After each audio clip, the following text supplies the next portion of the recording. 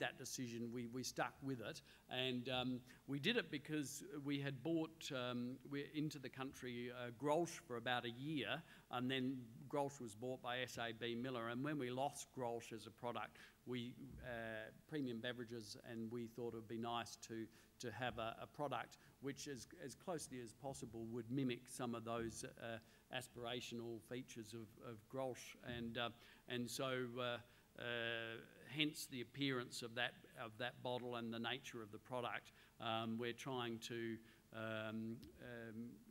we were doing well with Grolsch, and we think we can do well with that product, the 62. So it will be a big investment, but we think that there's, the premium beer market, according to the AC Nielsen data anyway, is continuing to grow at about 10%, even despite, what we've been through over the last year. Some of that may be because the RTDs, were hit by that tax, but it's hard to credit, but the premium beer market is still growing, and so it does seem a reasonable tack to follow.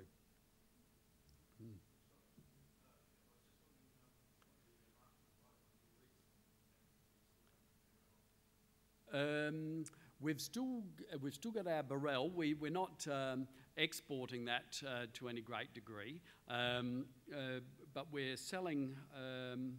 It's probably about our fifth largest seller, sold through the supermarkets, of course, being 0.5% alcohol, and but it's been growing in recent years, which is gratifying. But because it is a product which is now controlled by Carlsberg, they determine who is going to sell those,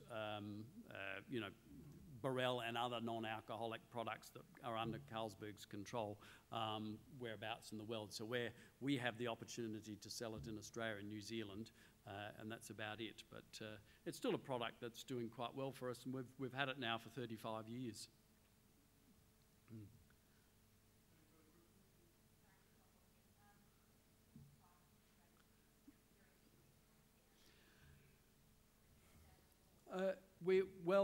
As probably most of you know, beer goes up every 6 months because of the excise increases that occur by indexation every 6 months. So the brewers, by and large, will take the opportunity to go up more or less at the rate of inflation, or as you see in the graph with the line Nathan curve, probably a little bit more than inflation. We've tried to sort of more or less keep our increases at the inflation, just at that inflationary level. And in recent times, we've had some pretty hefty increases, particularly in malt, which through the last financial year hit our bottom line effectively by about $2.5 to $3 million. So one can't actually capture that in terms of one's pricing, but of course we hope that malt prices will go down. The other thing that happened, of course, in the last year was the bottle deposits going from 5 cents to 10 cents. So that resulted, we probably underestimated the impact of that, and we didn't go up as much as Lion Nathan and Foster's did in their pricing to cover the bottle deposits, and so that's probably hurt us a little bit in terms of our pricing in the marketplace, relative to the big boys. So, we're conscious that we're doing well enough as we are, so we have this constant challenge to think about what do your pricing signals, what pricing signals do you send to the market? On the one hand, you don't want products like pale ale and sparkling ale to be diminished in terms of their brand value proposition. At the other time, and on the other flip side, we don't want to increase the prices and suffer some reduction in volume. So we're always trying to balance that off, and by and large, we think best to keep increases only at the level of inflation, so matching those excise increases.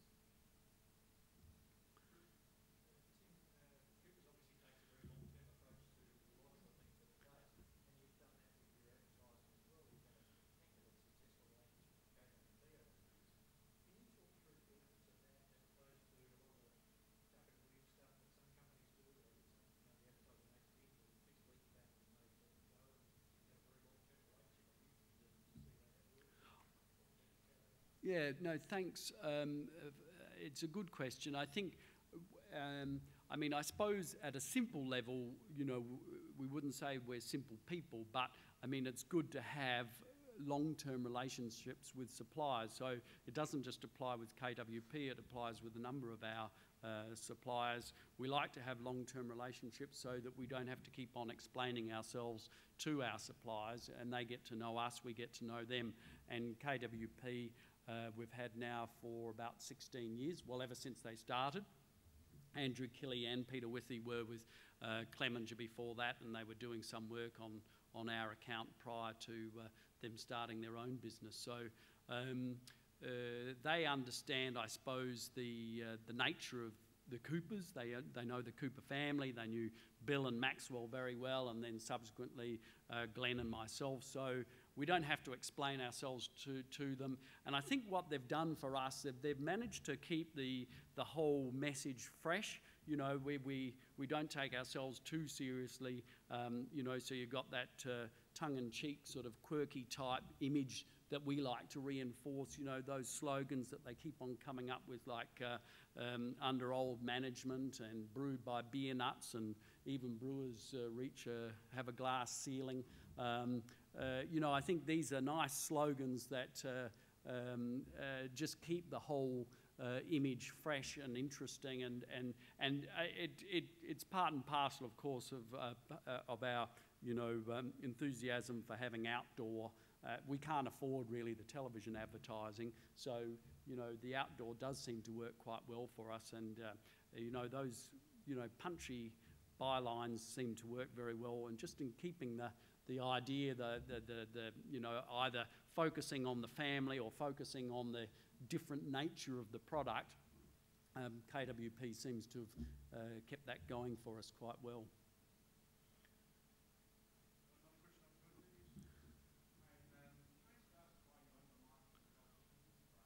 Yeah. That's not much inspiration at all.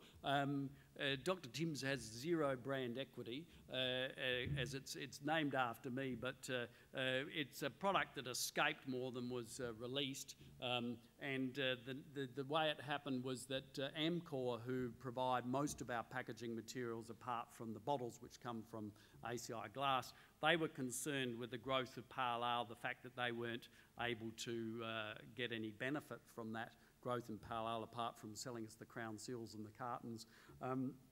And so they were keen for us to put Pale Ale in a can. Now, we had done some experiments in 98, 99 and found that the flavour didn't match that in the bottle, and there's reasons, technical reasons for that. And then again, they came to us in 2003 and wanted us to have another go at it. And I reluctantly agreed. I said, well, I'm not sure that the flavour's going to be any better, but we'll give it a go. And when these cans came along, they gave us 30,000 cans free of charge to try it out. And when these cans came along, it had Dr. Tim's ale on it. So our sales team thought it was a bit of a laugh. They used it for one of the big day outs, and then we decided that we'd keep it going. So it is a fighting brand. As I say, it doesn't have much brand equity, but people know that it's Pale Ale in a can. It doesn't taste exactly the same because of those technical issues of fermenting in a can versus fermenting in a bottle.